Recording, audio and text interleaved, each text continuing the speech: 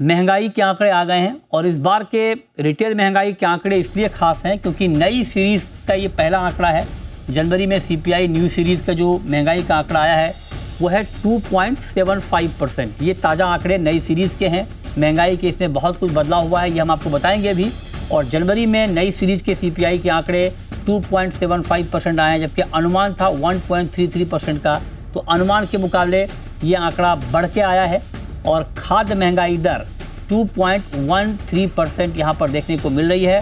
ताज़ा आंकड़े हैं और चूंकि नई सीरीज़ में बहुत सारी चीज़ें यहाँ पर बदली हैं तो उसका ये आंकड़ा हम आपको बता रहे हैं। खाद्य और बेवरेजेस की महंगाई दर 2.11% रही है। ये डिटेल आंकड़े हम आपको दिखा रहे हैं। जी बिजनेस की स्क्रीन पर आप देख पा रहे हैं। हाउसिंग एंड यूटिलिटीज़ महंगाई दर 1.53% रही है। ये ताज़ा आंकड़े हम आपको लगातार बता रहे हैं ताकि आप ये समझ पाएँ कि नई सीरीज़ जो अनाउंस हुआ है उसके डिटेल्स क्या हैं, ब्रेकअप क्या हैं।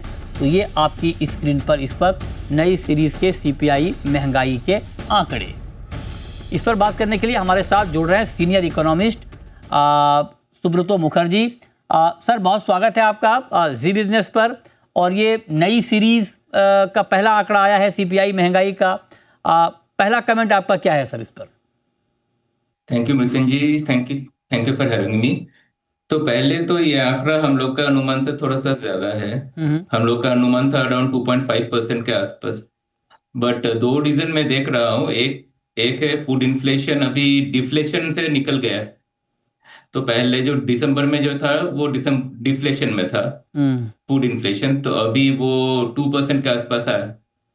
और दूसरा है कि कोड इन्फ्लेशन में गोल्ड और सिल्वर प्राइसेस का काफी ज्यादा इम्पैक्ट रहेगा। तो ये दो फैक्टर्स है जो मैं देख रहा हूँ कि ये इन्फ्लेशन प्रिंट काफी हायर है।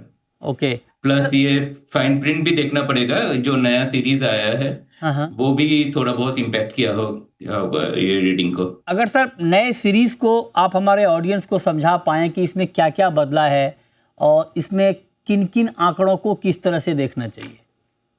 देखिए, इसमें जो नया सीरीज है वो हाउस होल्ड कंजम्पशन एक्सपेंडिचर सर्वे है।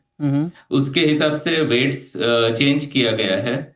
जो मेन चेंज हुआ है वो है कि फूड एंड बेवरेज का जो वेट्स है वो थोड़ा कम हो गया है। अच्छा। और काफी रिक्लासिफिकेशन भी हुआ है। पहले इन्फ्लेशन 6 ब्रॉड कैटेगरीज में देखा जाता था, अभी ये 12 कैटेगरीज में देखा जा रहा है। अच्छा, तो अब आप ये कह रहे हैं कि बाकी कुछ items like clothing and footwear, education services, recreation का भी वेट्स थोड़ा बहुत गिरा है। अच्छा, तो क्या ये जो नई सीरीज के आंकड़े हैं ये ज्यादा ट्रांसपेरेंट हैं? आपको लगता है कि ये ज्यादा रियल पिक्चर है एक्चुअल महंगाई का? हाँ, ये ट्रांसपेरेंट तो दोनों सीरीज ही था। बट ये थोड़ा ज्यादा रियल है एज कम्पेयर टू जो हम लोग का जो कंज्यूमर का एक्चुअल कंजम्पशन बास्केट है वो ज्यादा अच्छे तरीके से रिप्रेजेंट करता है। जैसे कि नया नया items, smartphone, fitness tracker, wireless earphone, Ola Uber का जो ट्रांसपोर्ट सर्विसेज है, इंटरनेशनल एयरफेयर्स वगैरह, ये सारा इंक्लूड किया है नया बास्केट में। अच्छा, ओके। तो अगर तो फूड ये का ज्यादा रिप्रेजेंटेटिव हो गया है। तो सर ये खाद्य, आपने कहा कि फूड का वेटेज थोड़ा कम हुआ है, तो मैं मतलब आम दर्शक के लिहाज से आपसे ये पूछ रहा हूँ कि फिर जो खाने पीने की महंगाई है क्या उसका रिफ्लेक्शन थोड़ा हमें कम दिखेगा इस नई सीरीज के आंकड़े में? हाँ, जो वोलेटिलिटी जो फूड इन्फ्लेशन से आता था वो थोड़ा कम होगा। बट अगर आप देखिए इसका वेट फिर भी काफी हाई है, अराउंड 37% है। जो पुराना वेट था वो अराउंड 44% के आसपास था, तो वो गिर के अभी 37%। अच्छा, ओके। बहुत शुक्रिया सुब्रतो मुखर्जी साहब आपका हमारे साथ जुड़ने के लिए और नई सीरीज़ के महंगाई के आंकड़ों को डिकोड करने के लिए।